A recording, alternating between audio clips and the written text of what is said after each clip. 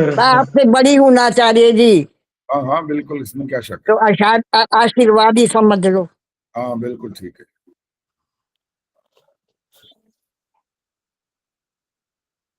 पर्व हमारी जाति को, सुषमा सुषमा आगे पूरा करेंगे। मजबूत बनाया करते हैं। ये पर्व हमारी जाति को मजबूत बनाया करते हैं। आगे क्या है? कोई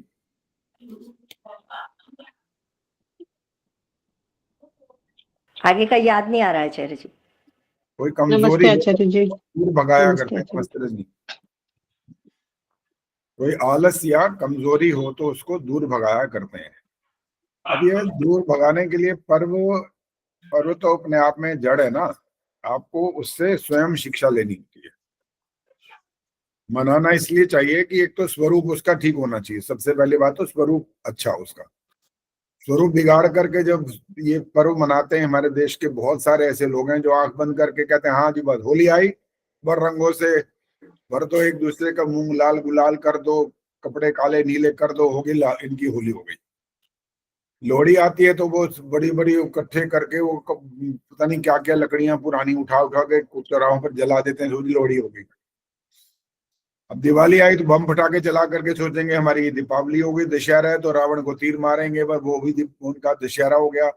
मतलब कोई भी त्योहार ऐसा उन्होंने बचाया नहीं है ऐसा कि जिसका मतलब उनको समझ में आए कि ये होता क्यों है, किस लिए होता है ये पर्व।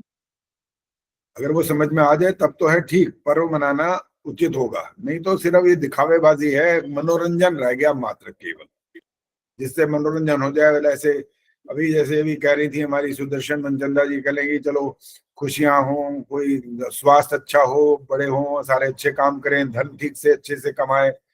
ये सारी बातें हर पर्व के साथ जोड़ करके की जा सकती है, लेकिन जिसका जहां ज्यादा संबंध है उसको उससे इस हिसाब से जोड़ना हो चाहिए।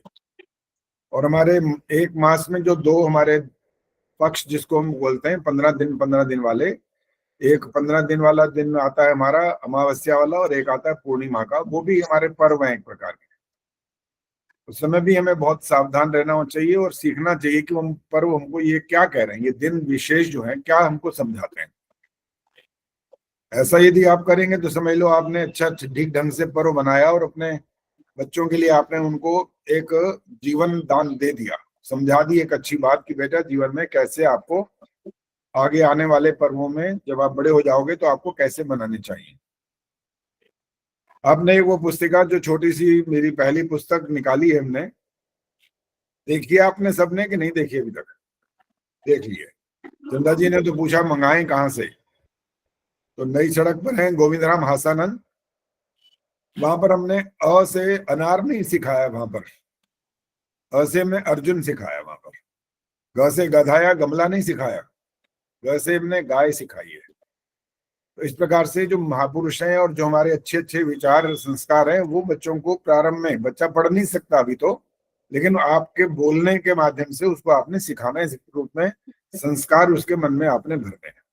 तो ये हमारा, चाहे वो पर्व हो चाहे हमारे दैनिक जीवन का कोई भी दिन हो, सबके सब छोटे से लेकर बड़े तक इन प्रतिज्ञाओं को साथ साथ निभाते हैं का संकल्प लेकर के चलेंगे तो समझ लो आप वास्तव में मनुष्य जीवन को सार्थक करेंगे। नहीं तो रोटी खाना, कपड़े पहनना, नहाना धोना, मिलना, घूमना, मनोरंजन करना, ये तो पशु पक्षी पढ़ते बढ़ते नहीं है, लेकिन मनोरंजन तो उनका भी होता है। वो भी दौड़ते भागते एक दूसरे के पीछे पकड़ते हैं, ये करते हैं, खेलते कूदते हैं, जीवन अंत में समाप्त हो जाता है। हमारा और उनसे कुछ ना कुछ अलग विशेष कार्य होना चाहिए। हाँ जी सुषमा सरदाना जी बोलो। आचार्य जी आपकी ये पुस्तक आर्य महासम्मेलन में भी मिल जाएगी? हाँ इसका वो होगा, विमोचन होगा वहां पर। अच्छा वहां विमोचन होगा तो इसका मतलब मिल जाएगी पुस्तक मिल वहां जाएगी, पर। वहां मिल जाएगी। अच्छा जी, अब पहले तो मंत्र पाठ कर लेते हैं फिर आगे शुरू करेंगे। आज मंत्र पाठ कौन करेगा देख रहे हैं कितने लोग आए, 27 आ गए हैं। 27 में दिखने वाले कितने हैं? 1 2 3 4 5 6 7 8 9 10 11 12 और मैं 13 और 14 और है इसके अलावा। अब 14 और जो नहीं दिखाई दे रहे हैं ना, पहले उनको ही पकड़ते हैं आज। वो है कौन?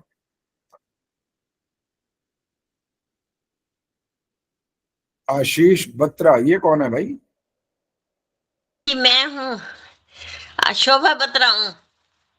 आओ कैमरे में आओ सामने, तो पता लगेगा ना कौन से हैं शोभा बत्रा। हाँ जी, आ रही हूँ आ रही हूँ। हाँ जी, तो सुबह में मत बैठा करो, सामने आओ तो पता लगेगा ना कि कौन आया है, नया आ गया, पुराना आ गया। या शोभा जी अपना थोड़ा परिचय दे दो। हाँ जी, मैं ये ऑनलाइन में जुड़ती हूँ और इनके सबसे मैंने फिर आदर्श बहन जी से मांगा था, कहते हैं उन्होंने ही बताया था भी मैं बुधवार को और शुक्रवार को जुड़ते हैं। मैं कई बार वैसे जुड़ी हूँ, सुनती रही हूँ आपके प्रवचन और मुझे अच्छा लगा। प्रवचन तो हमारा छोटा सा नाम मात्र ही होता है, बाकी तो हमारा हाँ मुख्य जी तो हाँ होता जी, है। वैसे जो कुछ भी बोलते हो अच्छा हाँ, लगता है। चलो ठीक है, अच्छी बात है। और पारिवारिक परिचय और आर्य समाजी परिचय कुछ और है कि नहीं है? हाँ जी, माता पिता भी और सास ससुर भी सारे आर्य समाजी थे। अच्छा, हाँ जी। ठीक है। और जो बच्चे हैं तो बड़े हो गए होंगे, तो बच्चों के हाँ, बच्चे भी हो गए बच्चे होंगे अब बड़े तो। हो गए हैं, बच्चे बच्चे नहीं आ रहे मेरी लाइन पे। नहीं आ रहे, यही तो ये समस्या आज यही तो हो गई है। हाँ जी, हमारे बच्चे नहीं हमारी आ लाइन रहे। के बच्चे नहीं आते, वो जाते हैं नमस्कार करो, झुक जाओ, आंख बंद करो, प्रसाद लो और आशीर्वाद लो, जाओ, हो गया हाँ बस। जी, वो इसमें खुश हो रहे हैं, उनको नहीं पता असली में भाई बहुत तुम्हारा तो कोशिश कर। हिसाब किताब ऐसा है जैसे हाँ किसी जी, ने कोई एक बात कह दी, बस उसको ब्रह्म वाक्य मान लिया उन्होंने। बहुत ऐसे बच्चे कोशिश कर रही ज्यादातर ऐसे ही हूँ। करते हैं। ये मामला खराब है, अच्छा नहीं है वैसे, बहुत हाँ मुश्किल जी, वाली बात है ये। हमारे अपने बच्चे ही हमारे अपने नहीं रहेंगे तो फिर बाकी बचा क्या? हमने पैसा कमा लिया, घर बना लिए, गाड़ियां ले ली और बंगले शंगले सब कुछ हो गए हैं, खूब कपड़े अच्छे पहन लिए, खूब हमारा नाम हो गया। इन बच्चों को मन नहीं बना पाए तो फिर प्राप्त क्या हुआ? कुछ भी नहीं हुआ फिर। अच्छा चलो, अच्छा ये बताओ, आप इसे सुन लें आज मंत्र, हाँ जी। आपसे मंत्र सुन लें। कौन सा मंत्र? गायत्री मंत्र? नहीं नहीं, गायत्री मंत्र तो एक बच्चा भी बोल लेता है, वो थोड़ी सुनेंगे। हाँ कोशिश। बताओ, संध्या आती है? पहले बताओ, संध्या आती है? हाँ जी, आती है, संध्या आती है। ईश्वर याद से है पूरी? प्रार्थना याद है? प्रार्थना। हाँ जी याद है पूरी संध्या? हाँ जी। अर्थ और तो आपको मुझे हमारा नियम पता है, ये बताओ। नहीं, आपका नियम नहीं पता मुझे। अच्छा, तो फिर आप मतलब ज्यादा दिन से नहीं जुड़े हो। नियम ये होता है कि जो मंत्र पाठ करता है, जैसे मैं करवाने वाला हूँ, और एक भी गलती निकलती है तो 500 रुपये दंड होता है उसका। हाँ जी, ये तो सुना है मैंने। अच्छा सुना है ना, आज पता लग जाएगा कि दंड कैसे देना पड़ता है फिर। हाँ, पर अब इतना सही उच्चारण तो आपसे ही सीखेंगे, वैसे तो नहीं सीख सके। चलो दंड नहीं देंगे, लेकिन उच्चारण सुनेंगे जरूर आज, ठीक है? हाँ जी। आज दंड नहीं मिलेगा आपको, लेकिन अब नियम पता लग जाएगा, तो बाकी जो बहुत दिनों बाद जुड़े हो तो फिर आपको कोई ना कोई संध्या हवन और जितना स्वस्ति वाचन शांतिकरण सारी की सारी रिकॉर्डिंग मैंने भेज रखी है, तो कोई भेज देगा आपको, तो फिर आप उसको देख करके अभ्यास करना। अच्छा, संध्या का ओम प्रतीचि मंत्र सुनाओ। ए, ओम प्रतीचि दिगवर नोरधिपति ठहर प्रदाकुर। जाओ, ठहर जाओ, गलत हो गया, यहीं पर ही गलत है। वो कारण कारण इसका ये है कि जब मेरे सामने सुनाने बैठता है ना कोई भी, 90% बेचारे घबरा जाते हैं, कहने लगे भाई भैया आप ये जो मन में बोलते हैं या अपने आप संध्या करते हैं तब तो ठीक होता है, जब सुनाने की बारी आती है तब लगता है भाई पता नहीं जान सूख जाती है। तभी तो डर लगता डर है लगता है जो कहने नहीं का। बातों में गलतियां निकलेगी। नीला ढाका जी हाथ खड़ा कर रही है, वो सुना देंगे। नहीं, आपसे नहीं सुनना भाई, जिनसे पहले सुन चुके हैं, अब तो और देखूंगा यहाँ पर जो नए हैं कोई उनसे सुनेंगे ना, जो यहाँ दिखाई नहीं दे रहे हैं, पहले उनको देख रहा हूँ और कौन कौन है। विमल दावरा, ये पद्मा विद्यार्थी, प्रेम बहल, राज चावला, रजनी गर्ग, और कौन है ये अच्छा रामधारी जी तो वही है हमारे सोनीपत वाले।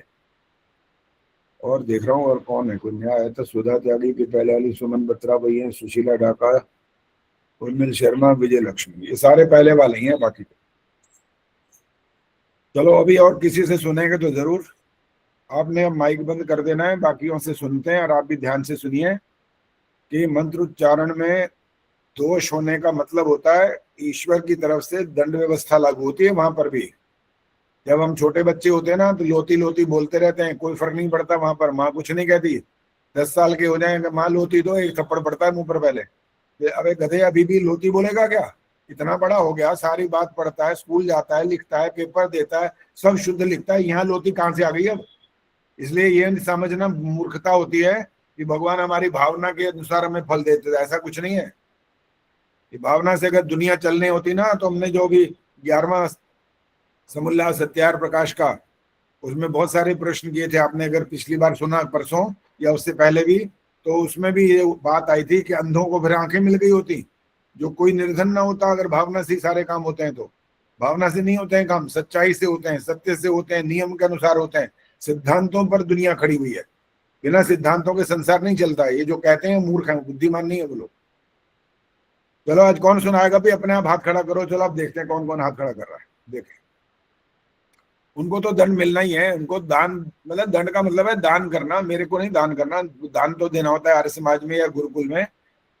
एक तो पद्मा जी ने हाथ खड़ा कर दिया, चंदा सिद्धेवा जी ने, उर्मिल शर्मा का भी, सुशीला ढाका, रवि वाला, ये सब हाथ खड़े हैं। आदर्श ने भी हाथ खड़ा किया हुआ है। अच्छा, ये है संतोष नंदवानी जी ने भी हाथ खड़ा किया है। अब यहाँ पर वो इधर हैंड्स अप वाले मत करो, सिर्फ दिखाई देने चाहिए उसी। अच्छा, ये कहते हो कि हैंड्स अप करने से ही यहाँ पर नाम लिखा हुआ आ जाता है। ये तो कंप्यूटर बहुत कमाल का काम करता है भाई। चलो जी, किससे सुने? नीलिमा जी, माइक ऑन करो जी। हाँ जी, धन्यवाद। संध्या नमस्ते। का मंत्र सुनाओगे? संध्या का कौन सा जी? ओम तत्चक्षुर्देवहितम। हाँ जी, बिल्कुल। गलती नहीं करना, ओ ठहर है जाओ, जी। गलती मत करना। गलती करोगे तो पता है आपको क्या होना है फिर। और महासम्मेलन वैसे ही होने वाला है, वहां पर 5000 दान कर देना 500 की जगह। अब आजकल मुझे तो तो बहुत माफ पैसे कर की देंगे जरूरत है वहां आप। पर। वो आपकी इच्छा हो अच्छा। तो मैं मजाक कर रहा हूँ, लेकिन जितना भी दान करना है करना तो पड़ेगा ही। चलिए शुरू करिए। अगर ठीक होगा तो कोई दान नहीं है, आपकी मर्जी है। शुरू करिए।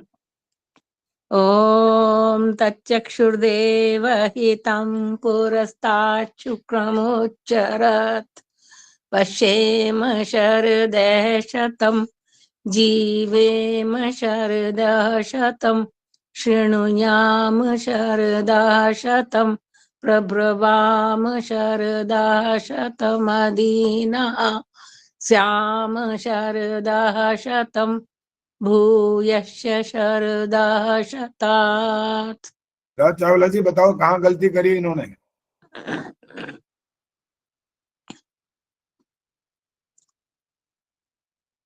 मुझे तो ठीक लगा है आचार्य जी। अच्छा, ठीक लगा है। एक स्पेशलिस्ट बैठी है, वो बता देंगे कहाँ गलती हुई है। अभी तक हाँ माइक ऑन हो गया। बोलो बोलो, कहाँ हुआ है? शरदय बोला था, शरदय, शरदा की जगह शरदय बोला था। अच्छा, राज चावला जी को पता लग गया ये वाली बात? हाँ जी। वाह वाह, कमाल है। फिर तो आप तो फर्स्ट डिवीजन में पास हो गए आज। हाँ, आपकी परीक्षा में पास होना चाहिए। हाँ, ये तो बिल्कुल पक्का है। परीक्षा का मतलब यही होता है भाई। इतनी तैयारी क्यों करा रहे हैं? इसलिए तो करा रहे हैं कि जो कुछ सुनाया जा रहा है, सिखाया जा रहा है, बताया जा रहा है, उसमें आप 100% मार्क्स ले आओ, तो और क्या चाहिए। ये बिल्कुल ठीक बोला आपने। एक बार श्रद्धा आचार्य बोला। जी, टीचर अच्छा हो तो शिष्य अपना आप ही अच्छे बन जाते हैं। नहीं, ये सिद्धांत नहीं है। ये सिद्धांत नहीं है। एक ही उसी टीचर के बच्चे फेल भी होते हैं, पता है। वो नालायक होते हैं ना, बच्चे नालायक होते हैं। नहीं, टीचर का मैंने भी टीचिंग जॉब की हुई है।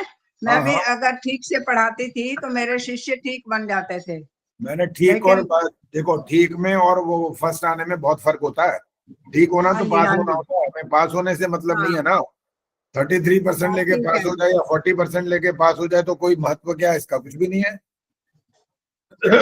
100% तक कोशिश करनी चाहिए। 90% से ऊपर आ जाए तो समझ लो आप वास्तव में कुछ सीख गए। नहीं तो फिर अभी तो फिर कचरे जैसे ही हैं। चलो, बहुत अच्छा आपने बता दिया, ये ठीक कहा। नमस्ते आचार्य जी। अब कौन बोला बीच में? बीच में मत बोला करो, बाकी सुन लिया करो। ज्यादा नहीं बोलना होता, सुनना ज्यादा होता है। छोटा सा प्रश्न होता है, उत्तर बहुत लंबा होता है उसका। अच्छा, इंदिरा आहूजा आ गई हैं। कुलभूषण जी बताओ जरा।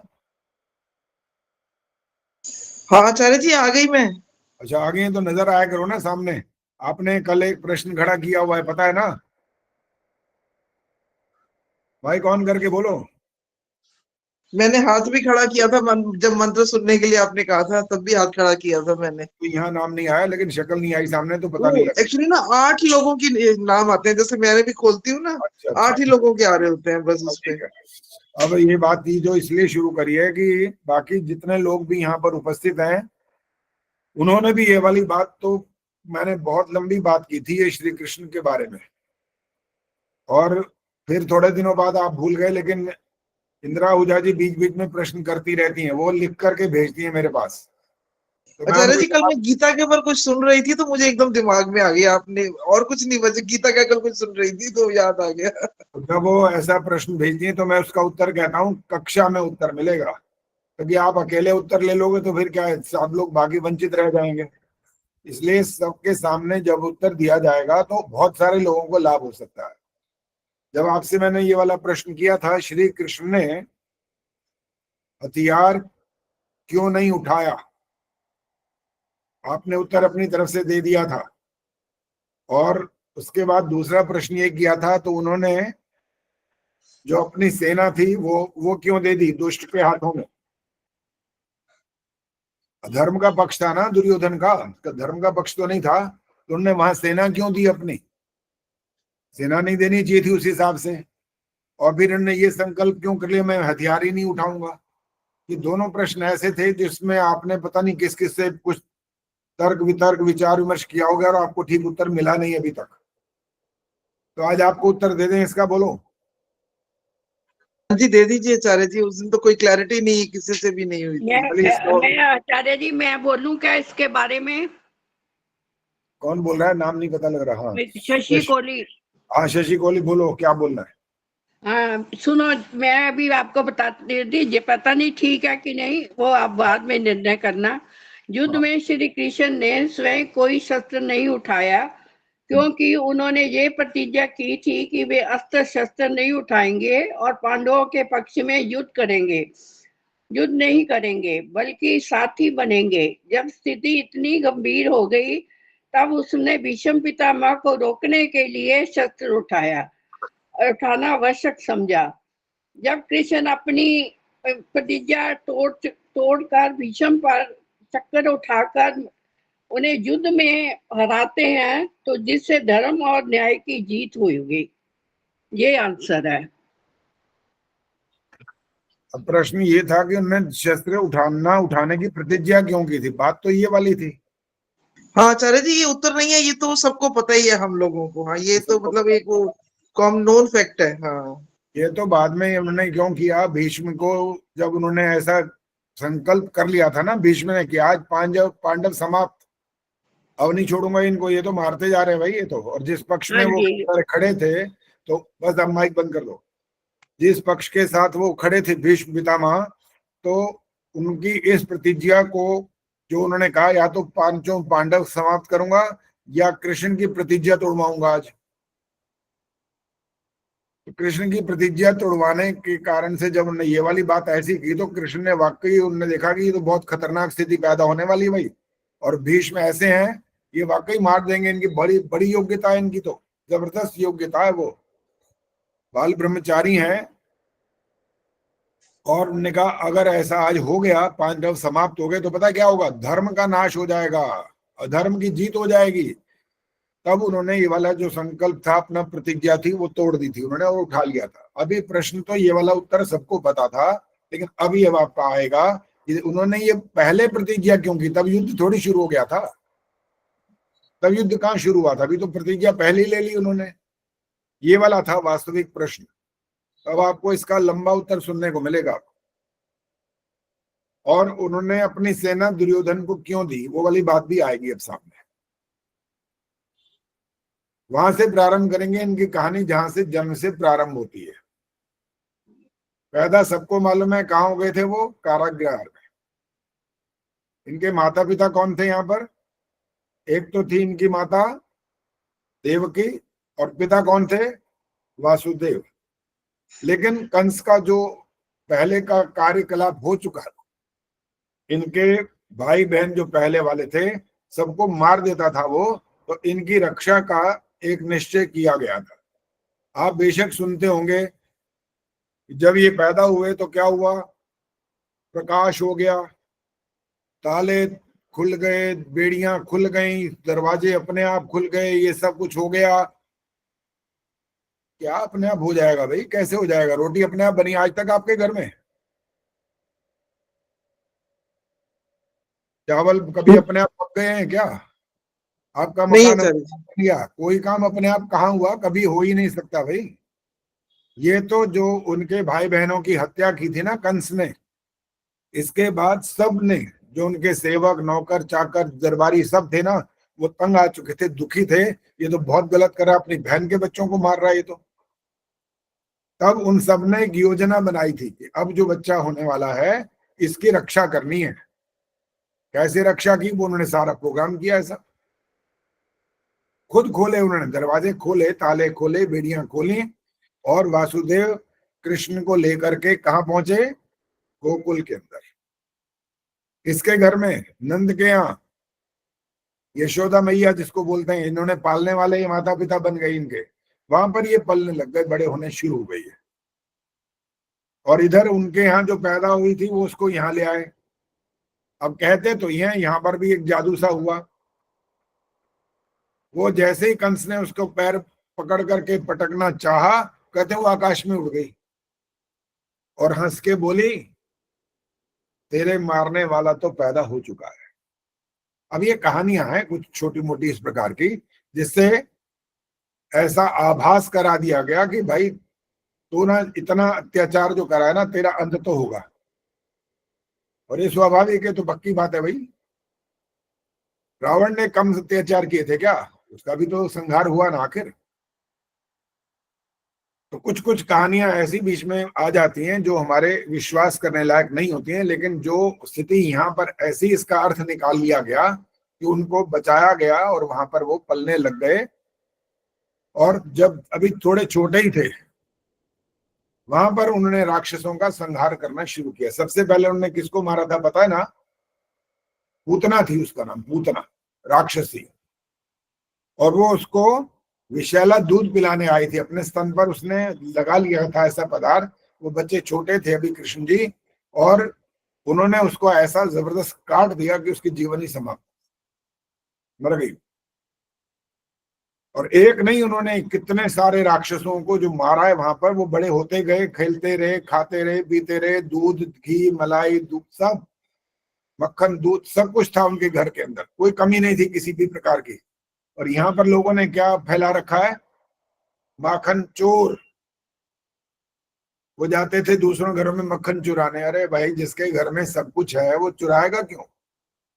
क्यों चुराएगा? सोचने वाली बात है ना, दिमाग खराब करने वाली बात क्यों करी जाए? क्यों? माखन चोर थे वो, दूसरों घर में चुराते थे। जिसके पास उपलब्ध ना हो कोई चीज, अगर उसके लिए ऐसा कुछ कहा जाए तो समझ में आती है बात, अन्यथा ये बात कहना बुद्धिमानी नहीं होगी।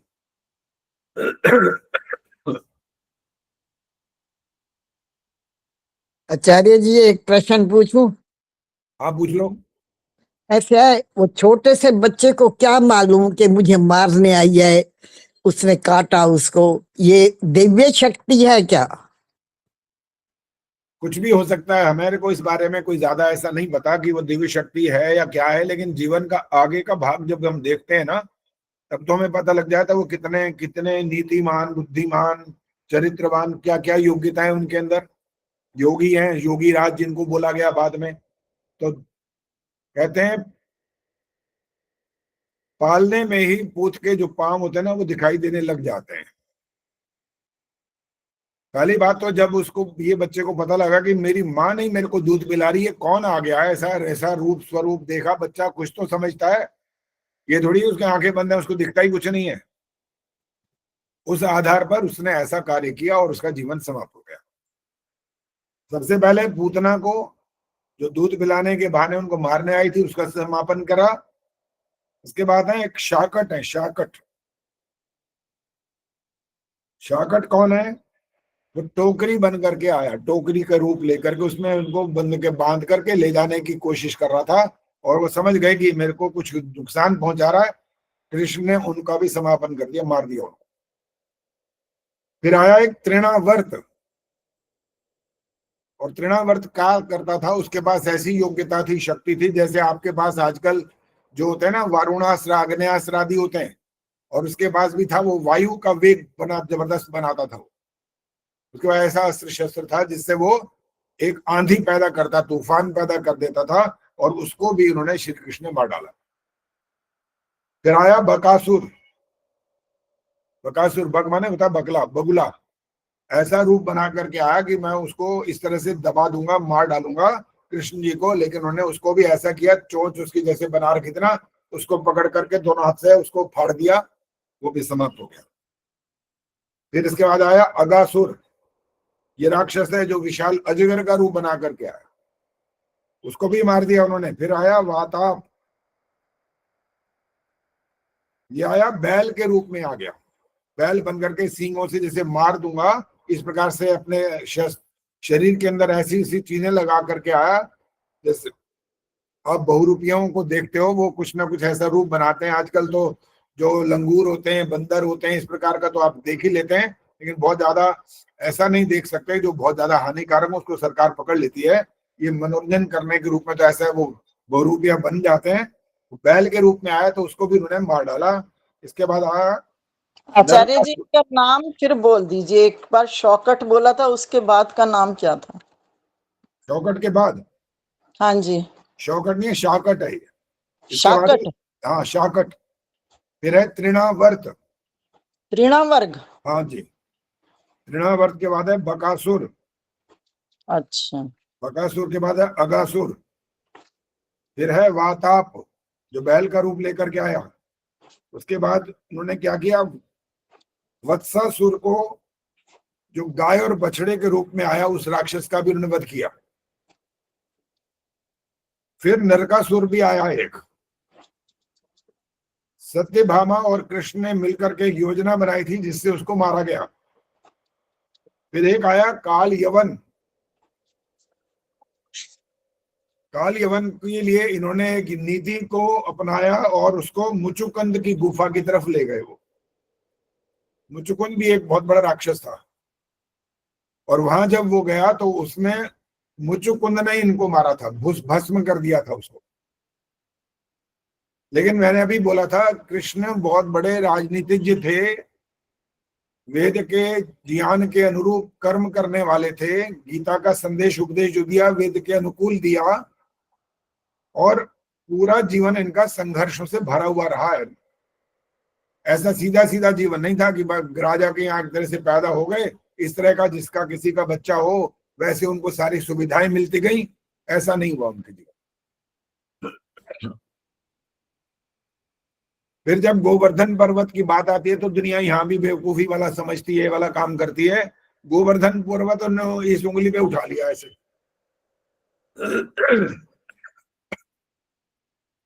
उंगली पे पर्वत कौन उठा सकता है भाई?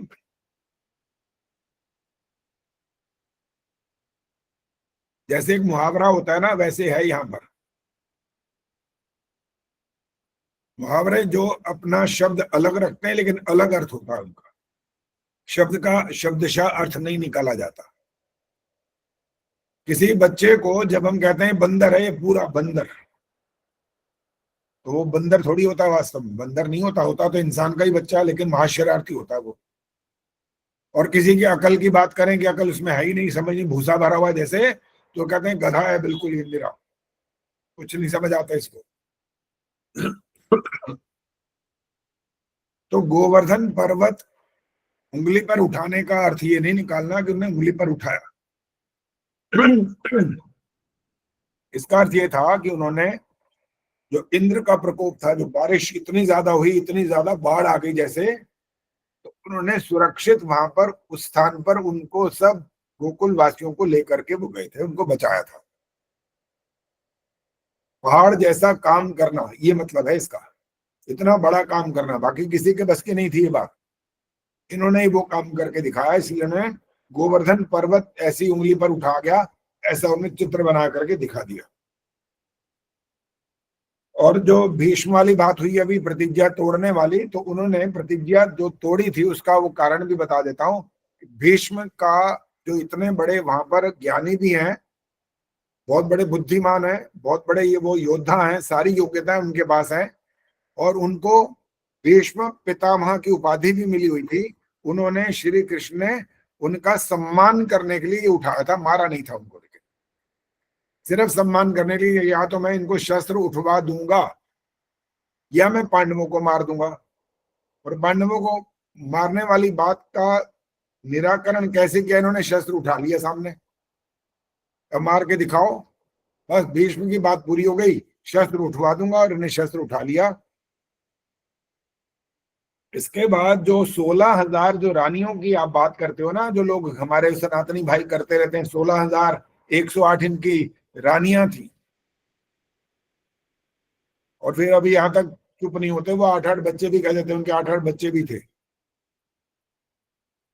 तो ये 16,000 जो रानियों की बात करते हैं, वो था नरकासुर से 16,000 कन्याओं को इन्होंने छुड़वाया था, बचाया था वहां से। इसलिए उन्होंने समझा ये इनकी रानियां बन गई, रानियां नहीं बनी उनकी, उनकी सुरक्षा का जिम्मा लिया उन्होंने, उनको वहां से हटाकर बचाकर अपना कर्तव्य निभा करके दिखाया था। और कृष्ण जी की बहन एक और होती थी, आपको नाम पता है उनका? अब हाथ खड़ा कर सकते हो आप। हाँ, एक तो पद्मा चावला जी ने हाथ खड़ा कर दिया, हाँ, वो बत्रा जी ने भी हाथ शायद बोल ही दिया है, बोले बिना माइक के, ठीक है। वो सुभद्रा थी उनका नाम, बलराम की बहन थी, बलराम भी इनके भाई कहलाते थे। हाँ जी, हाँ जी, हाँ जी, माइक बंदी रखना जी अभी। और जो श्री कृष्ण जी के भाई बहन और थे, और उनके नाम आपको मेरे ख्याल से नहीं पता होंगे, बताएं किसी को? आपको कि नाम कहां से? वो तो पैदा होते ही मार डालता था, नाम कहां से आ गए आपको? आजकल का अगर थोड़ा सा इसमें मैं इससे संबंध जोड़ूं, तो जब विवाह होता है और उसके बाद पति पत्नी संतान उत्पन्न करने का एक कार्यक्रम बनाते हैं, तो वो पहले एक प्लान करना शुरू करते हैं। वो कहते हैं बेटी हुई तो ये नाम रखेंगे, बेटा हुआ तो ये नाम रखेंगे। पैदा होने के बाद फैसला नहीं करते, लेकिन ये वाली बात थोड़ी थोड़ी कल्पना में उनकी शुरू हो जाती है। तो इनके नाम सुन लो, और ये मैं कह रहा अंजू विद्यार्थी तो लिख रही है, लिख लीजिए आप इनके नाम कि कौन कौन थे वो। कीर्तिमान थे पहले वाले, नाम है उनका कीर्तिमान। और उसके बाद है दूसरे नंबर पर है सुषेण, जो रामायण में एक आते हैं सुषेण वैद्य थे वो, ये नाम है यहाँ पर भी सुषेण। और तीसरे बच्चे का नाम है भद्रसेन।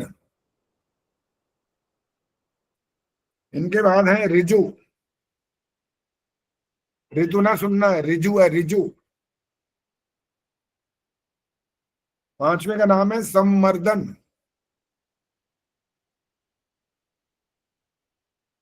छठे का नाम है भद्र, पहले भद्रसेन थे और यहाँ भद्र है छठा।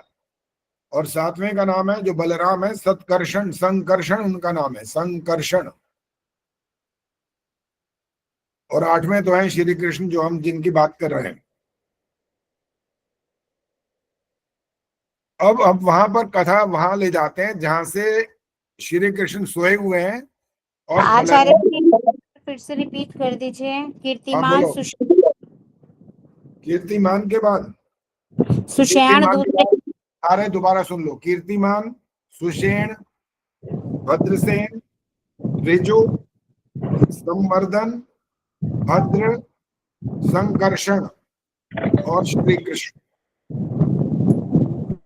आचार्य जी लेकिन कभी इनका जिक्र नहीं सुना कहीं पर भी। सारी चीजों का जिक्र आता ही नहीं है, क्योंकि इसका संबंध है नहीं ना, जीवन ही समाप्त हो गया तो कहां से आएगा। चलिए बात वहां से शुरुआत कर रहे हैं जहां पर ये प्रश्न, जहां से शुरुआत हुई थी। शुरुआत इस बात की हुई थी कि श्री कृष्ण सोए हुए हैं और दुर्योधन उनके सिरहाने की तरफ आ गया है और अर्जुन इनके सामने खड़ा है। और वहां पर सबको ये बात फिक्स हो चुका था कि युद्ध होगा, ये बात पता लग चुकी थी। श्री कृष्ण दूत बन करके भी जा चुके और उन्होंने प्रार्थना की 5 गांव दे दो, और उन्होंने इनकार कर दिया कि नहीं देंगे, युद्ध के बगैर कुछ नहीं दूंगा, युद्ध ही इसका अंतिम उपाय है, युद्ध करना पड़ेगा। तो जब ये फैसला हो गया तो श्री कृष्ण अब आराम कर रहे हैं, सोए हुए हैं। तो वहां ये दोनों महारथी पहुंच गए हैं, और सिरहाने की तरफ कौन है? दुर्योधन है, और पैरों की तरफ है अर्जुन। लेकिन दोनों में से किसी ने उनको उठाया नहीं, उन्होंने इंतजार किया कि जब उठेंगे तब आगे बात करेंगे। जब श्री कृष्ण की नींद खुली तो सामने देखा अर्जुन दिखाई दे गया, और उन्होंने उससे तुरंत पूछा, अर्जुन आओ, कहो कैसे आना हुआ। और इधर से पीछे दुर्योधन ये बोला कि महाराज मैं आया हूं पहले, मैं पहले आया हूं। श्री कृष्ण ने भी इसका ऐसा ही जवाब दिया, लेकिन मैंने अर्जुन को देखा है पहले, तो जिन्होंने अपना अपना आने का उद्देश्य बता दिया। उद्देश्य बताया कि हम आपका सहयोग मांगने आए हैं, कि हमारे को युद्ध में आपकी तरफ से हमें सहयोग चाहिए। अब कृष्ण ने जो बात है वो आपको सामने आने वाली है। कृष्ण ने ये कहा कि देखो भाई, युद्ध तो होगा, वो तो सारी बात पता है, मैं गया था दुर्योधन के पास, इसने मना कर दिया, बिना युद्ध के कुछ नहीं होगा। तो दुर्योधन और अर्जुन, आप दोनों ध्यान से सुन लो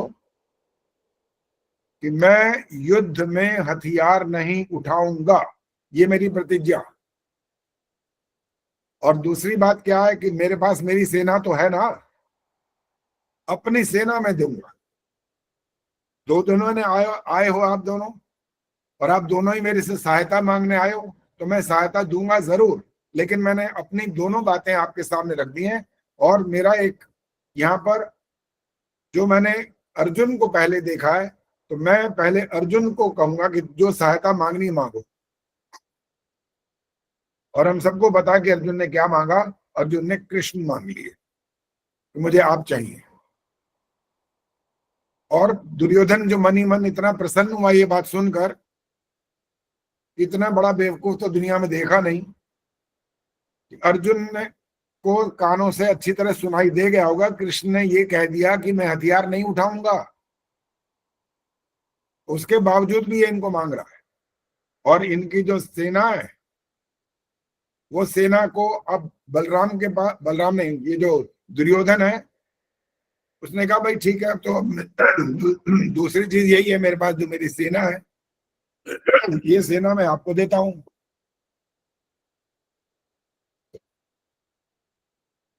अब जो प्रश्न था वो अब आएगा। दुर्योधन को इन्होंने सेना क्यों दी? जब दुर्योधन का पक्ष धर्म का पक्ष नहीं है, तो उन्हें सेना क्यों दे दी? अच्छा पद्मा जी हाथ खड़ा कर रही है, बोलो। आचार्य जी, श्री कृष्ण की किसी से दुश्मनी तो थी नहीं, इसलिए उन्होंने दुर्योधन को सेना दे दी और अर्जुन की तरफ खुद हो गए। नहीं, दे नहीं दी, उन्होंने जो मांगा उन्हें वो दिया है। हाँ, वो दे दिया जो मांगा। अब क्यों दी वाली बात का उत्तर चाहिए ना। जैसे मैंने कहा, उन्होंने शस्त्र न उठाने की प्रतिज्ञा क्यों की, ये तो सारा मैं ये कहती हूँ ना, उनकी किसी से दुश्मनी नहीं थी ना, दोनों सेनाओं में से।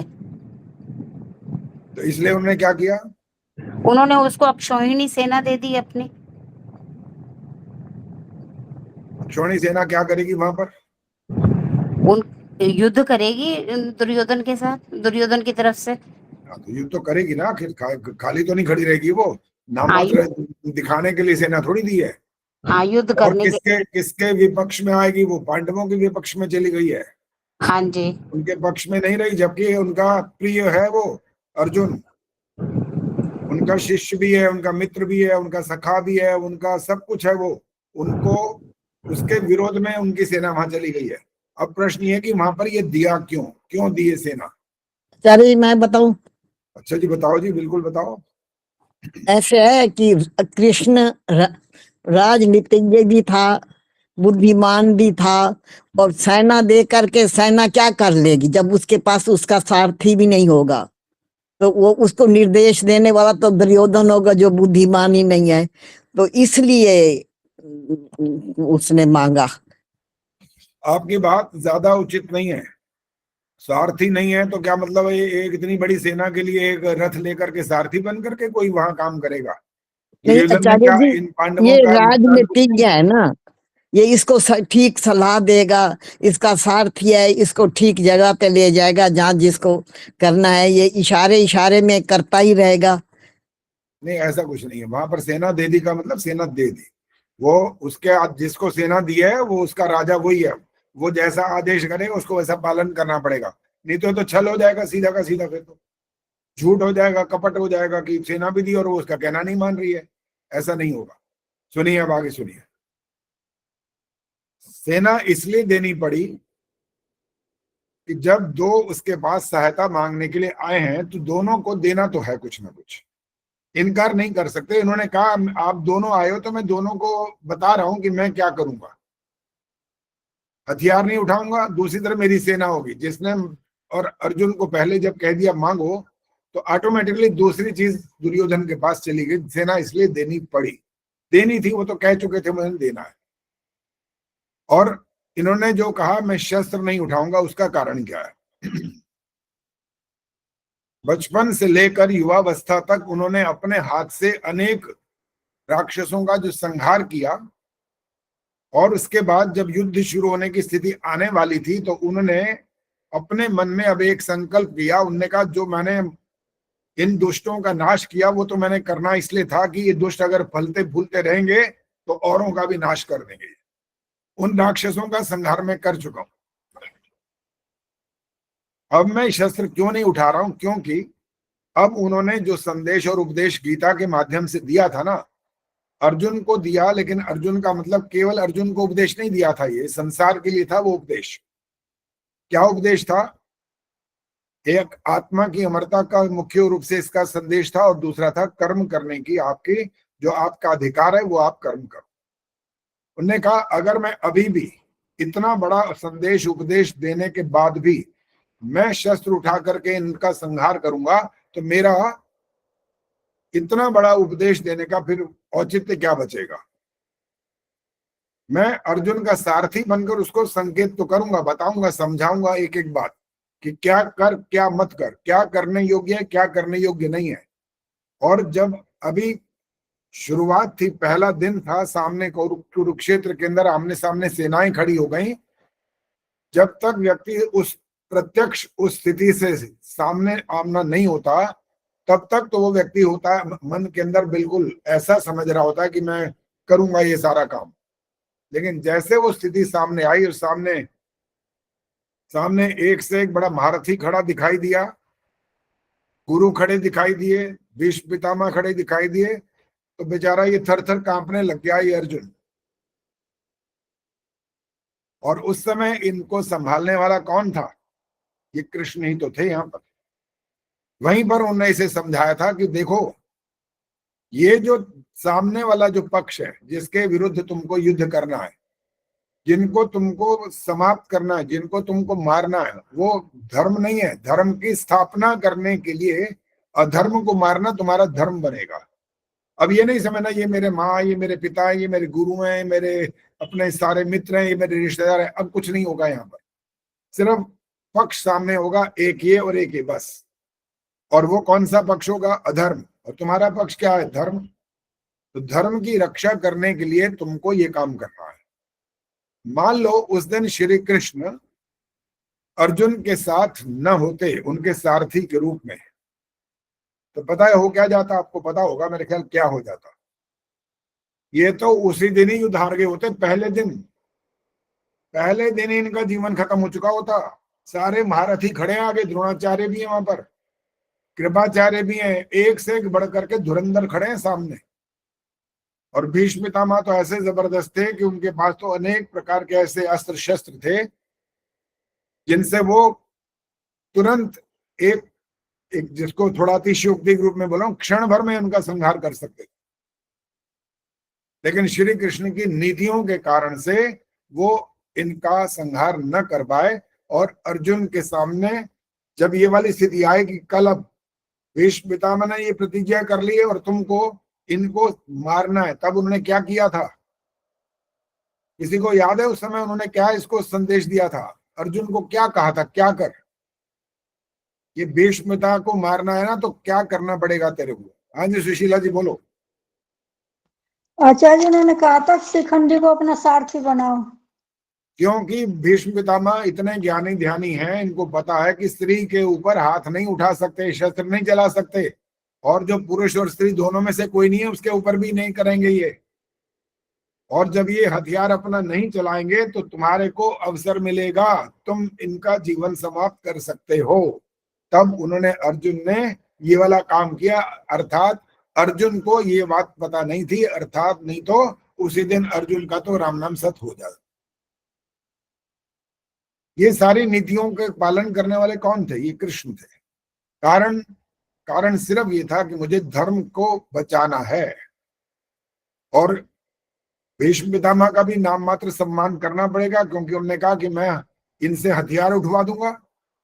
ये हथियार कह रहे थे ना नहीं उठाऊंगा, तो उन्होंने क्या किया था, पहिया उठाया था, कोई लेकर मारा नहीं था उनको, हथियार उठा लिया था। ये उनकी प्रतिज्ञा को उन्होंने इसलिए कि इनका सम्मान हो जाए, इनकी प्रतिज्ञा भी पूरी हो जाए, नहीं तो ये पांचों पांडवों को समाप्त कर ही देंगे, और वो नहीं कर पाए। अर्जुन के माध्यम से भीष्म पितामह को यमलोक तो क्या पहुंचाना था, तीर मार दी उनकी छाती में, और शरशैया पर, बाण की शैया पर वो लेटे रहे, पता नहीं कितने महीने, कहते हैं ये नहीं पता मुझे कितना महीने वो वहां पर पड़े रहे, लेकिन एक दिन का वो इंतजार करते रहे कि उत्तरायण जब सूर्य होगा तब मैं अपने प्राणों को त्यागूंगा। ये ब्रह्मचर्य बल की जो शक्ति है वो उनके जीवन में जुड़ी रही, इससे ये वाला भी बात यहाँ सिद्ध हो जाती आचार्य जी है। जी ने, नमस्ते। हाँ जी बोलो। आचार्य जी वो नहीं समझ आया कि स्त्रियों पे वो किसी तरह का प्रहार नहीं कर सकते, तो वो कौन स्त्रियां किस तरफ थी, ये मुझे नहीं समझ आया। स्त्री और जो शिखंडी था, जो न पुरुष था न स्त्री था, यहाँ पर हाँ। ये बताया गया कि किन किन पर वो शस्त्र नहीं चला सकते, ये बताया गया। ये नहीं कहा कि स्त्रियां सामने खड़ी थी। ठीक है, ठीक ये कहा गया कि शिखंडी सामने खड़ा कर दिया अर्जुन के, तो वहां वो तीर नहीं मार सकते अब अर्जुन को, क्योंकि सामने वो खड़ी है, शिखंडी नाम का एक खड़ा है। ये कहा, ये नहीं कहा कि स्त्री सामने खड़ी थी कोई, ऐसा नहीं कहा मैंने। वो दो अलग अलग विषय बताएंगे, शिखंडी को ऐसा पुरुष और स्त्री कोई ना हो, या स्त्री सामने हो तो वो उस पर शस्त्र नहीं चला सकते, उनकी ये प्रतिज्ञा थी। हाँ जी, और कुछ पूछना है जी इंदिरा जी? नहीं मतलब आचार्य जी सार इसका ये निकला, मैं दोबारा भी अब सुनूंगी एक बार पूरी की पूरी रिकॉर्डिंग, बोलो, बोलो, कि वो जितना उन्होंने मारना था उतना वो मार चुके थे, इसलिए उन्होंने मतलब कि भाई मैं जैसे जो उनके राक्षस थे उनकी वो हत्या कर चुके, मतलब मार चुके थे, इसलिए उन्होंने ये सोचा था कि मैं अब उतना ही उठाऊंगा। देखो प्रारंभिक जीवन में मनुष्य के पास इतना ज्ञान नहीं होता, सिर्फ इतना पता होता है कि दुष्ट है तो मार दो बस, अगर नहीं मारूंगा तो ये मेरे को मार डालेगा। और धीरे धीरे जब उनके पास अपने गुरु संदीपन के पास जाने पर जो ज्ञान विज्ञान प्राप्त हुआ, तब उनको ये बात ज्ञान विज्ञान के रूप में, वैदिक ज्ञान उस समय था, उसके अलावा कोई धर्म तो था ही नहीं भाई। 5000 से थोड़ा सा समय ऊपर हुआ है ना, कौन सा था? आज जितने नाम आप गिन लो, कोई नहीं था उनमें से।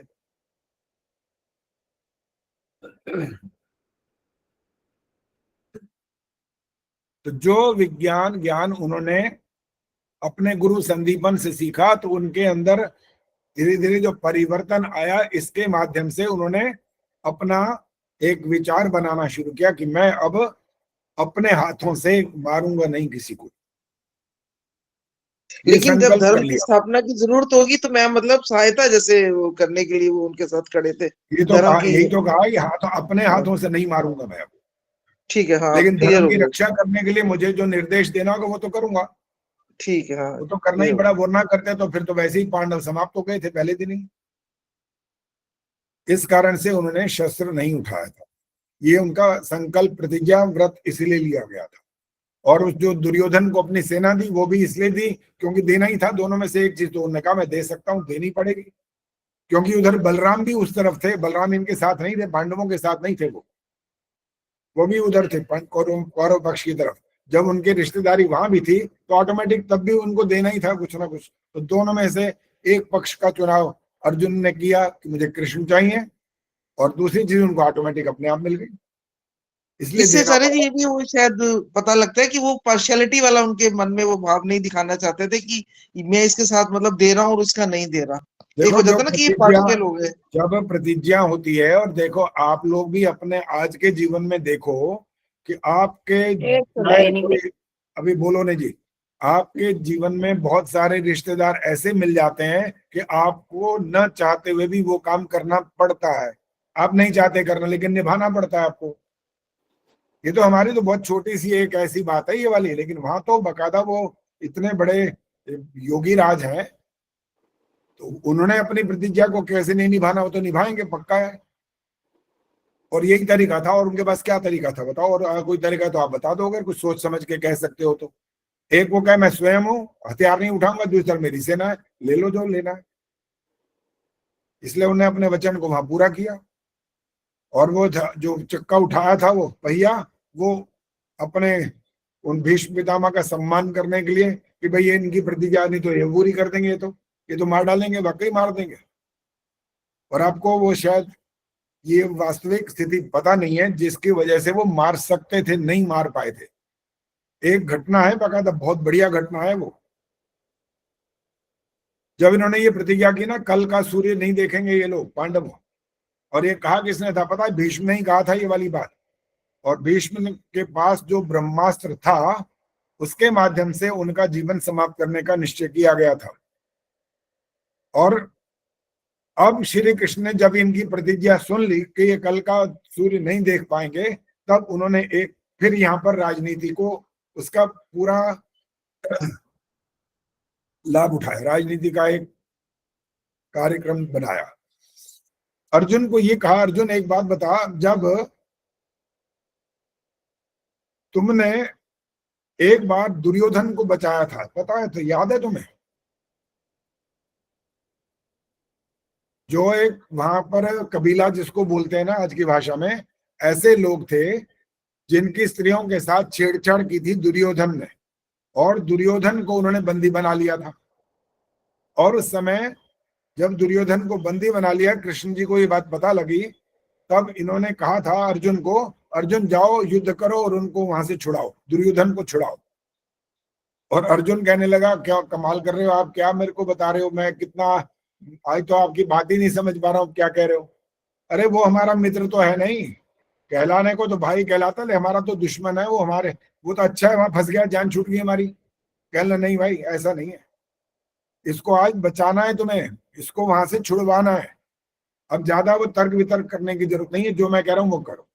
और अर्जुन उनकी बात को मानता था और मानना पड़ा, और उसने जा करके उनको वहां से छुड़वाया। किसे? दुर्योधन को बचा लाया। अब दुर्योधन था अहंकारी जरा ज्यादा ही, क्या कहता है पता है? मांग मांग, क्या मांगना है बोल, मांग ले जो मांगना है। तूने आज मेरे को मेरी प्राण रक्षा की, मुझे वहां से बचा लाया, मेरे को उन्होंने बंदी बना लिया था, मांग क्या मांगना है? श्री कृष्ण ने इशारा कर दिया, अभी नहीं मांगना, समय आने पर मांगना है, अभी नहीं मांगना। अर्जुन चुप रहा, उन्होंने भी यही जवाब दे दिया, उन्होंने कहा नहीं अभी नहीं, जब मुझे कुछ इच्छा होगी मैं आपसे मांग लूंगा। ये वाला कार्यक्रम यहाँ समाप्त हो गया, वो अपने कार्य चलने लगे। अब जो भीष्म पिता ने ये प्रतिज्ञा की ना, कल पांडव समाप्त हो जाएंगे। अब दुर्योधन ने क्या किया? दुर्योधन गया भीष्म के पास, और भीष्म के पास जाकर के कहता है, पितामह आपने जो प्रतिज्ञा की है वो आपकी प्रतिज्ञा का पालन आप सिर्फ ये चाहते हैं ना कि ये समाप्त हो जाए, यही है ना आपकी प्रतिज्ञा? तो ये वाला जो एक सत्कर्म है वो ऐसे बोला, वो आप मुझे क्यों नहीं करने देते? मुझे करने दो ना, आप तो वैसे ही अमर हो जाओगे, क्योंकि आप तो बाल ब्रह्मचारी हो, आप तो भीष्म पितामह हो, आपका नाम तो संसार में वैसे ही चलता चला जाएगा, ये शुभ कर्म मेरे को करने दो। मैंने कहा फिर क्या करना है? कहीं ब्रह्मास्त्र वो जो है ना मुझे मेरे को दे दो।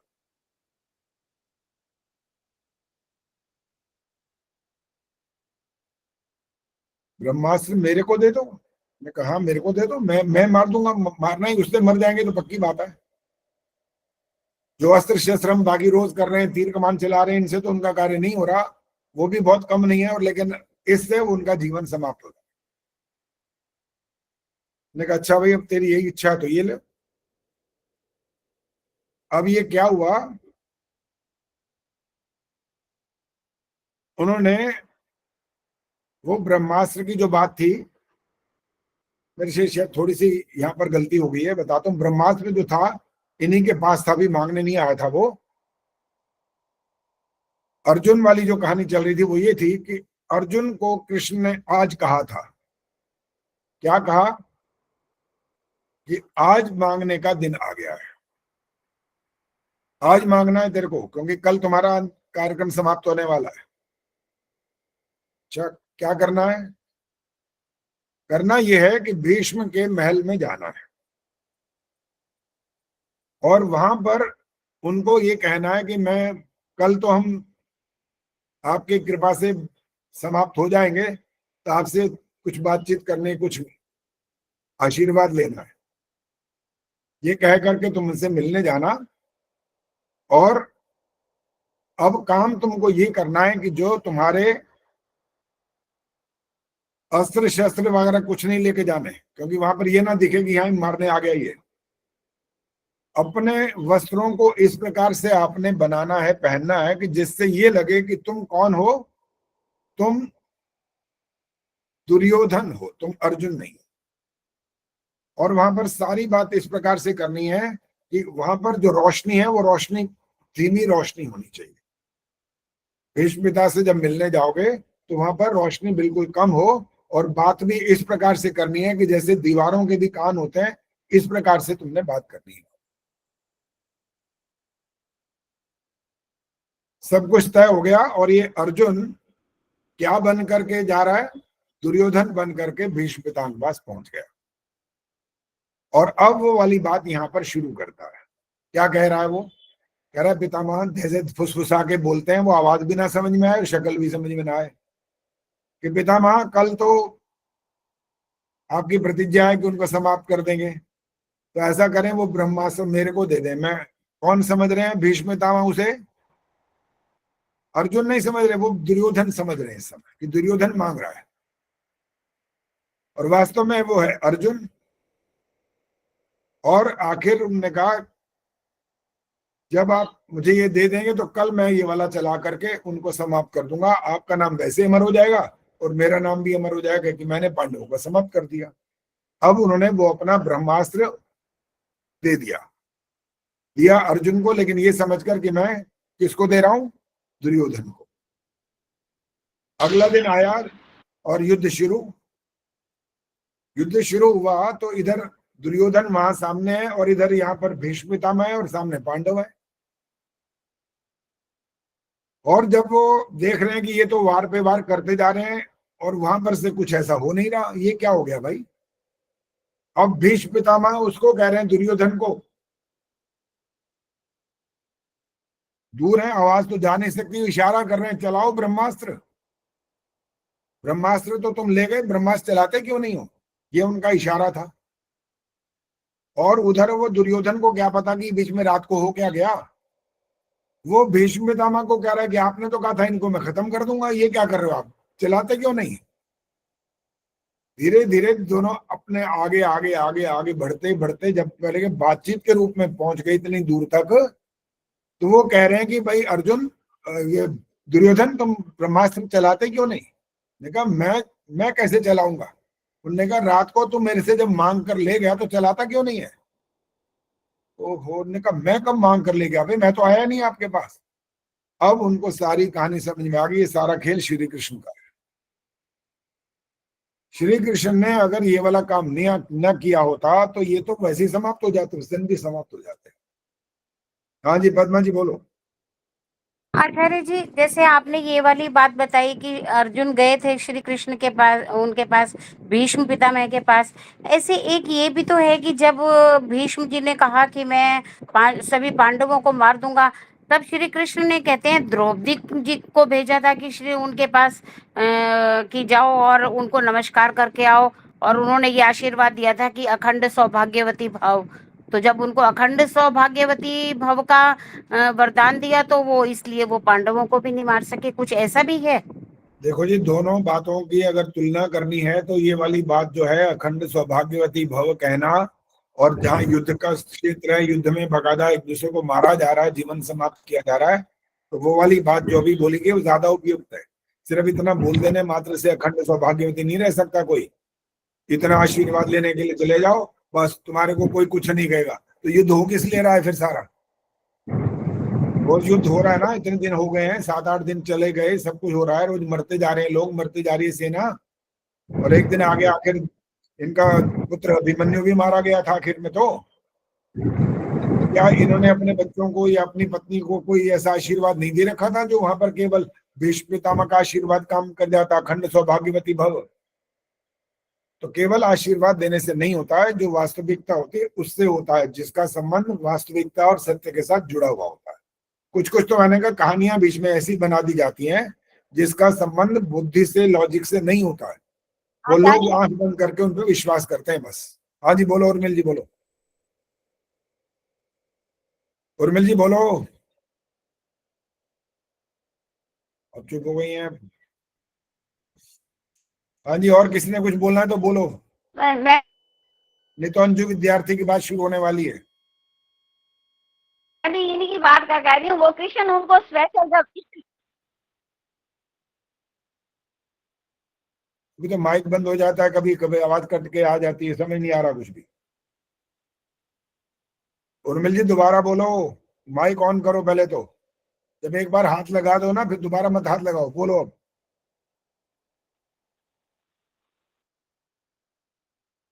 चलिए बाद में बोलना, आचार्य फिर जी अभी माइक आपका ऑन है, माइक ऑन हो रहा है ना आवाज कुछ। नहीं अंजू आवाज विद्यार्थी आइए सामने। हाँ बोलो, अब बोलो, फिर सुनाई नहीं दे रहा पहले। आ रही है, बोलो। अब आ रही है आवाज?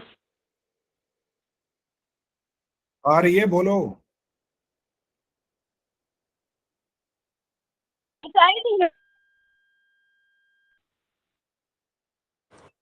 अभी बंद कर दीजिए, आपकी आवाज नहीं आ रही है, बीच में आती है कभी फिर नहीं जो आती है, बात कट कह जाती रही है, है अभी रन दीजिए। कृष्ण उनको अखंड सौभाग्यवती जो आशीर्वाद युद्ध में अगर उनके तो उनका आशीर्वाद हो गया। आवाज कट रही है, नहीं समझ में आ रहा। अखंड सौभाग्यवती शब्द समझ में आ गया, लेकिन बाकी कुछ समझ में नहीं आ रहा अभी। चलिए अभी बात नहीं करें, अभी अंजू विद्यार्थी कहाँ जी, आ गया, आओ सामने आओ।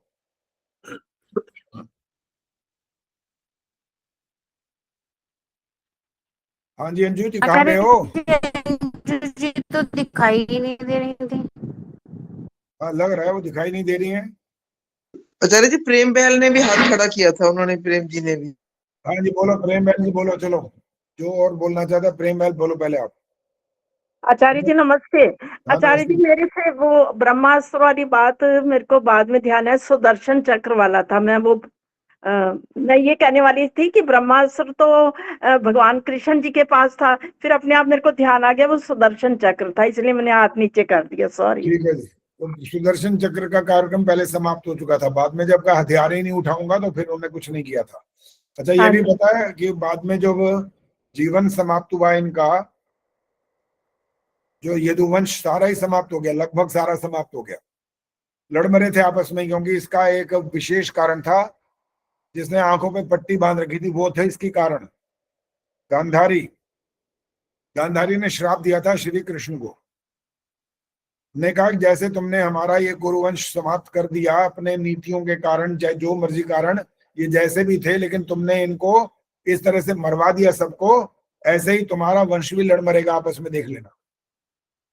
और शराब का मतलब ये नहीं होता कि शराब मिला था तो ये हो जाएगा। अरे भाई उन्हें शराब वराब पी ली थी उस दिन, जिस दिन ये सारा कांड हुआ था।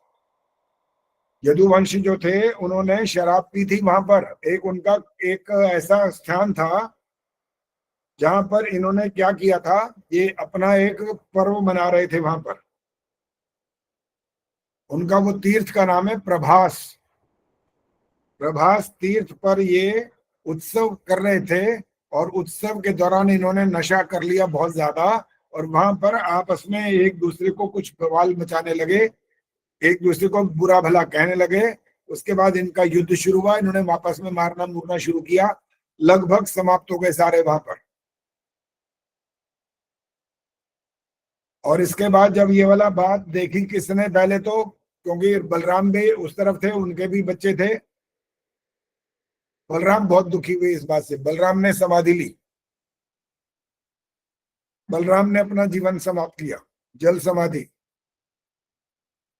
और उसके बाद कृष्ण जी ने भी जब ये देखा कि भाई ये तो हमारा वंश लगभग समाप्त हो गया, कुछ बचा ही नहीं, कृष्ण जी के बच्चे भी गए उसके अंदर, तब उन्होंने जंगल में जाकर के इस पर चिंतन मनन करने के लिए बैठे थे एक वृक्ष के नीचे, और वहां पर वो बहेलिए का जो तीर लगा था इनके पैर में आकर के, विष से बुझा हुआ, वहां उनका जीवन समाप्त हुआ। और इन सब का जो संस्कार था वो पता है किसने किया था? रामधारी जी मालूम है? श्री कृष्ण जी का संस्कार किसने किया था? नहीं जी। हाँ जी वंदना जी पता है? नहीं आचार्य जी। सुदर्शन मनचंदा जी पता है संस्कार किसने किया? जल समाधि नहीं ली थी, जैसे कि वो राम की बात है। जल समाधि, तो इनका भी ऐसे कहते हैं राम की बात है, श्री राम की बात। और उसके भाइयों ने ली थी जल समाधि। आचार्य जी, इनका अर्जुन जी ने किया था हाँ ठीक है, संस्कार। अर्जुन ने किया था इनका दाह संस्कार। अच्छा, और ये बताओ श्री कृष्ण जी की जो मृत्यु हुई थी वो कितने अवस्था में हुई, कितने साल के थे वो? 175 के लगभग था। नहीं है, गलत है ये। हाँ जी पद्मा जी बोलो। महाभारत के। आचार्य माइक जी ऑन करो। 125 वर्ष के थे। कर दिया आचार्य जी, 125 वर्ष के थे। 125 वर्ष 4 महीने 3 दिन है इसका पूरा समय। हाँ जी। अधिकांश 125 वर्ष ही लिखा हुआ आता है, तो उसके हिसाब से सबने यही समझ रखा है। 125 वर्ष 4 महीने 3 दिन इनका जीवन का अंतिम समय था वो। फिर इनका संस्कार अर्जुन ने किया था। और आगे की कहानी पढ़ो, स्वर्गारोहण वाली भी है, पता नहीं क्या है, वो सब गप्पे हैं। स्वर्ग पर कुछ नहीं होता ऐसा कि स्वर्ग में चले जाते हैं, ये बच गए थे, कि स्त्रियां थी। अच्छा, रुक्मिणी का भी जीवन समाप्त हुआ था, पता है आपको? कृष्ण जी के बाद हुआ था रुक्मिणी, और इधर उनकी बलराम की पत्नी रेवती, श्री कृष्ण के बाद इन्होंने भी शरीर त्याग कर दिया। अर्थात वो भी राम की पत्नी का क्या नाम बताया जी? रेवती। रेवती, बलराम की पत्नी का नाम रेवती। रेवती। अब एक बात इस बात से सिद्ध हो रही है कि सब के सब जो इतने बड़ी उम्र के लोग हैं, तो उनकी अपनी बाकी जो पत्नी है या उनके और बच्चे हैं, वो कितनी लंबी उम्र तक जीते थे तब। 100 वर्ष से जीवेम शरदा शतम, और अंत में शरदा शतात वाला जो शब्द आता है ना, मंत्र, वो आपको ये वास्तव में उन्होंने सिद्ध करके दिखाया था। आजकल तो आप केवल बोलते ही हैं बस। 60-70 साल के बाद तो ऐसे लगता है अब लुढ़क रहे हैं बस। अब तो पता नहीं है कि आगे कार्यक्रम चलेगा कि बस यहीं रुक जाएगा, कुछ पता नहीं होता। और कोई कोई तो आजकल इतने युवावस्था में ही जीवन समाप्त कर बैठते हैं, क्योंकि उनका खान पान, रहन सहन, एनवायरमेंट, सब बीमारियां ऐसी, कुछ पता नहीं कि जीवन कब चलेगा और चल समाप्त हो जाएगा।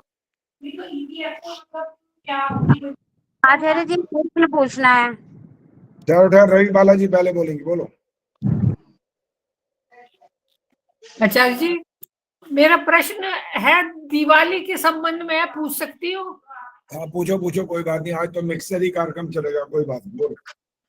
आचार्य जी, दीपावली पे यूं तो कहते हैं भाई रामचंद्र जी आए थे, दीपक जले थे, इस खुशी में मनाई जाती है, लेकिन पूजा लक्ष्मी जी की होती है, तो ऐसा क्यों है इसका? पहले बात तो ये कि हम जिसको मानते हैं जी, हम तो लक्ष्मी को मानते नहीं ऐसा कुछ कि लक्ष्मी कोई ऐसी देवी हुई है। हाँ जी, हम तो। और जो इसी के साथ साथ जो गणेश की पूजा सबसे पहले वाली बात है, वो भी कल्पना है कि गणेश जी की पूजा जरूर होगी, पहले होगी, सबसे पहले होगी। हम गणेश जी की कहानी को बिल्कुल सिरे से ही नकारते हैं कि वैसा हो सकता ही नहीं है। कोई माई का लाल ऐसा आज तक ना पैदा हुआ ना भविष्य में होगा कि मनुष्य के शरीर पर हाथी का सिर फिट कर दे जी। इसलिए कुछ बातें काल्पनिक हैं, कहानियां हैं, और उनको जबरदस्ती उनको समझाने की दृष्टि से कहा जाता है। उनका सिर ऐसा, पेट बड़ा, उनका मूषक, उनकी सवारी, ये सब कहानियां के रूप में रह जाती हैं। वास्तव में जब है ही नहीं तो उसको जस्टिफाई कर क्यों रहे हो भाई? क्या ऐसा संभव हो सकता है कि मनुष्य के शरीर पर हाथी का सिर लग जाए? कैसे संभव है भाई? कौन सा एक साइंटिस्ट ऐसा पैदा हो गया जो ये काम कर देगा? कितना सा यहाँ गर्दन मनुष्य की और इतना बड़ा हाथी का, क्या कह रहे हैं? तो सोचना तो चाहिए ना कि इसका मतलब कैसे निकलेगा, कौन गले उतारेगा इस बात को, कैसे? इसलिए हम लोग दूसरों के लिए पसंद में नहीं आते हैं, नहीं आ सकते, दूसरे आर्य समाजियों को पसंद कर ही नहीं सकते हैं। तो कहते हैं ये तो बाल की खाल निकालेंगे, ये तो जब तक ये हमारी खाट ना खड़ी कर दें मानते ही नहीं है। भाई क्यों माने बताओ? सत्य को स्वीकार करने में सदा तैयार, हमें क्या आपत्ति है भाई? हमारे लिए आर्य समाज का नियम महर्षि ने जब लिखा है, सत्य के ग्रहण करने और असत्य के छोड़ने में सर्वदा उद्यत रहना चाहिए, हमें कोई आपत्ति नहीं इसमें। इन सत्य दिखाओ तो सही, बोले सत्य है ये बात। वहां कहा जा रहा है कि जब मार दिया शिव ने, 10,000 साल तक युद्ध हो रहा है दोनों का। और एक कमाल हो गया, 10,000 साल, और वो पार्वती जी नहा रही है 10,000 साल तक।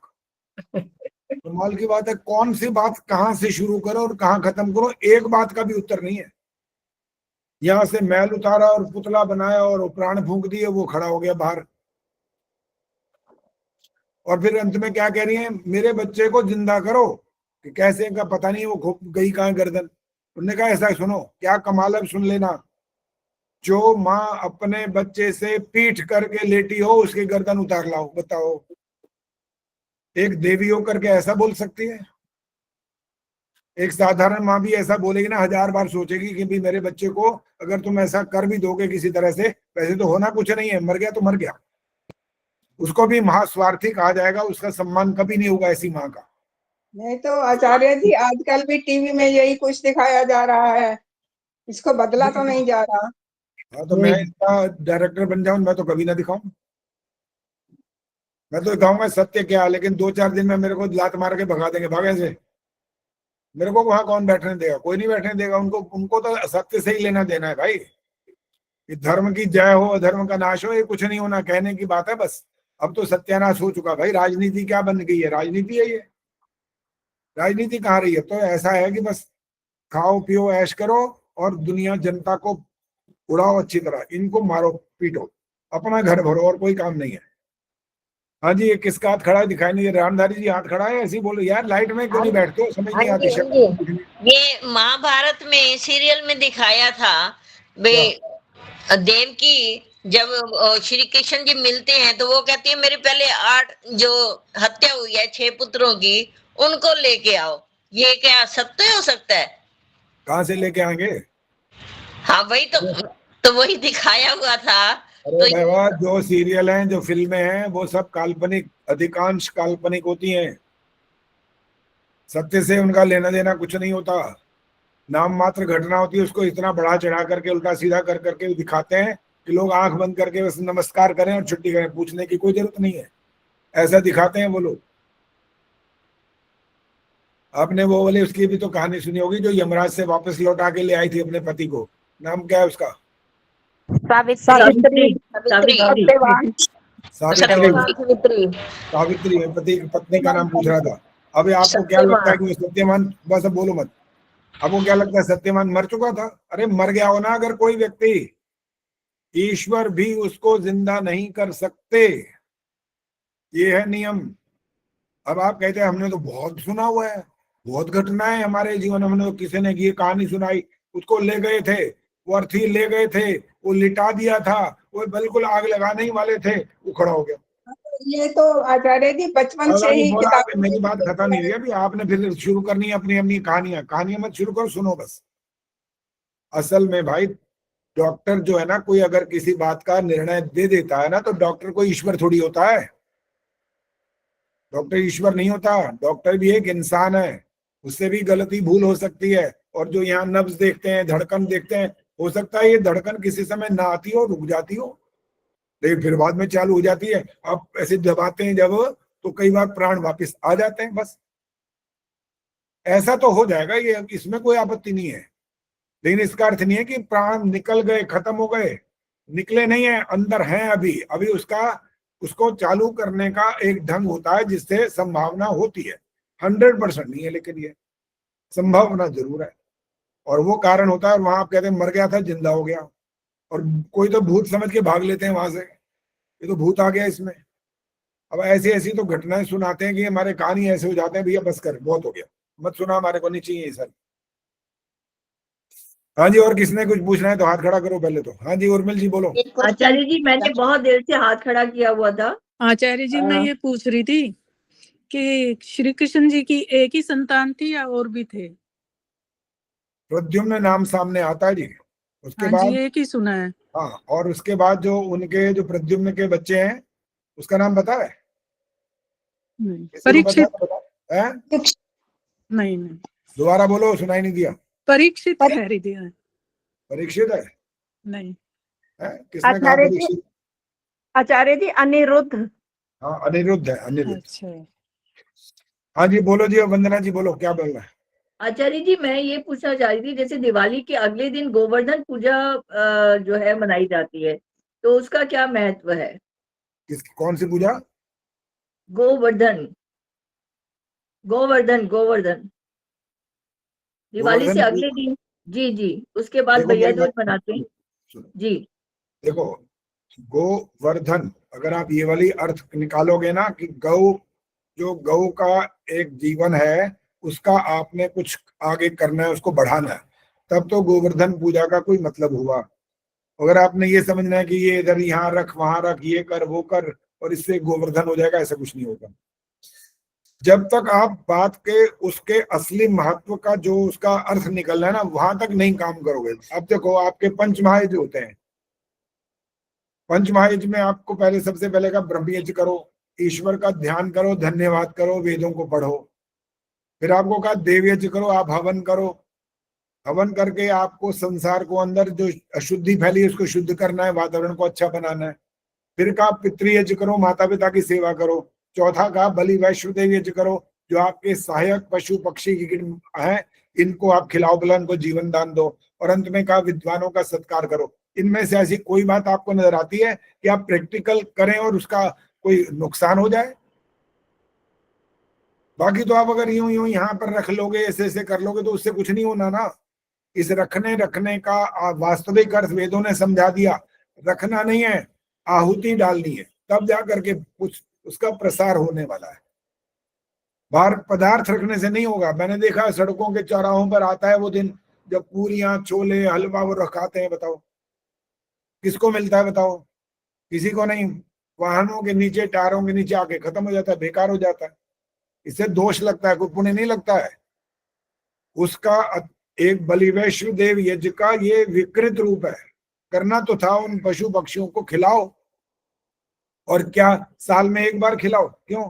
खुद एक बार रोटी खाते हो क्या साल में? एक दिन में 3 बार 4 बार खा जाते हो, पता नहीं क्या क्या मालपूड़े खा रहे हैं, खीर बना के खा रहे हैं, पता नहीं हलवा पूरी। और आजकल तो ये जो बच्चों के जो खाने पीने के बन गए स्वाद के, वो तो पिज्जा खाएंगे भाई, वो तो आपका साउथ इंडियन खाएंगे, वो वहां पर मौज करने की बात करते हैं। और जब आप धर्म के बारे में सोचने की बात करते हो कि आप कुछ करना चाहिए, हमारे जिम्मे ये पंडित जी ने आकर कह दिया आज ये वाली पूजा करनी है, आपने कुछ घर में बनाया और आकर रखा है, काय की पूजा हो भाई? किसकी पूजा हुई है? उसका स्वरूप तो ठीक नहीं है। इसलिए हम पसंद नहीं आ सकते किसी को भी, और हमें कोई आपत्ति नहीं है, मत करो पसंद। हमें पसंद करवाने के लिए थोड़ी काम कर रहे हैं। हमें तो ये करना है कि जो बात ठीक है उसको बताना, बस। जिसको मानना है मानो, नहीं मानना मत मानो। हमारा इसमें क्या बिगड़ता है? कुछ भी नहीं बिगड़ता। आचार्य जी एक और प्रश्न था आचार्य जी अगली मैं कक्षा के पूछूं? लिए। आचार्य जी एक क्वेश्चन था। निर्मल जी 1 मिनट रुक जाओ पहले। आओ ठीक इंदिरा जी बोलो।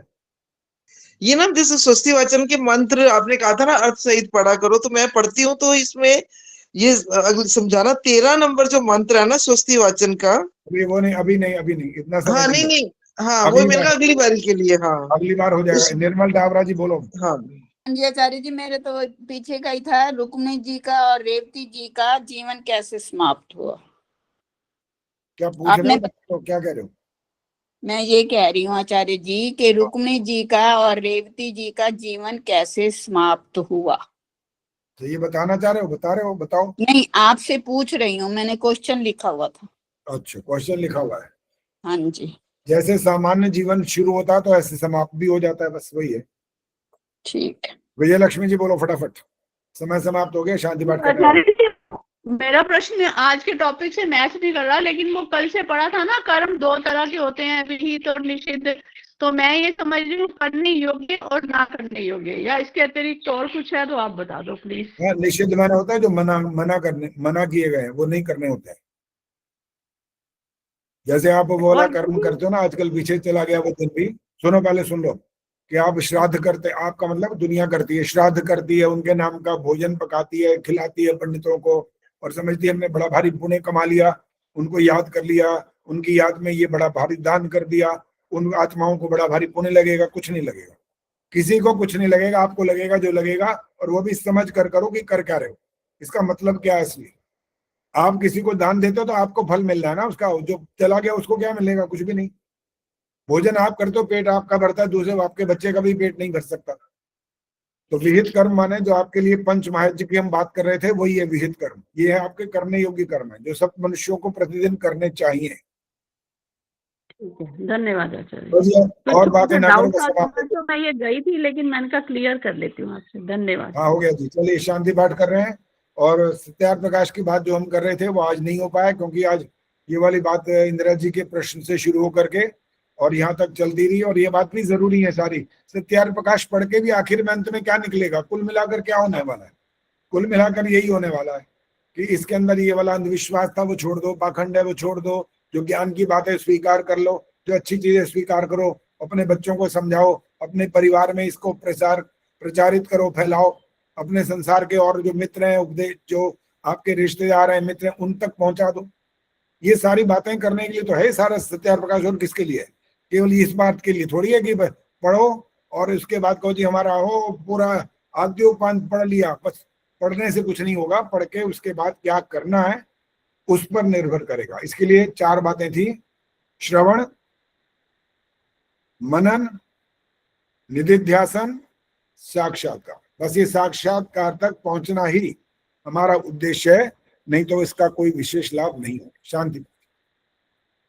ओम द्यौः शान्तिरन्तरिक्षं शान्तिः, पृथिवी शान्तिरापः शान्तिरोषधयः शान्तिः, वनस्पतयः शान्तिर्विश्वे देवाः शान्तिर्ब्रह्म शान्तिः, सर्वं शान्तिः शान्तिरेव शान्तिः, सा मा शान्तिरेधि। ओम शान्तिः शान्तिः शान्तिः। जो बोले सो अभय वैदिक जगत गुरु महर्षि दयानंद की जय हो। भारत माता की जय हो। आर्य समाज अमर रहेगा। वेद की ज्योति जलती रहेगी। ओम का झंडा ऊंचा रहेगा। वैदिक ध्वनि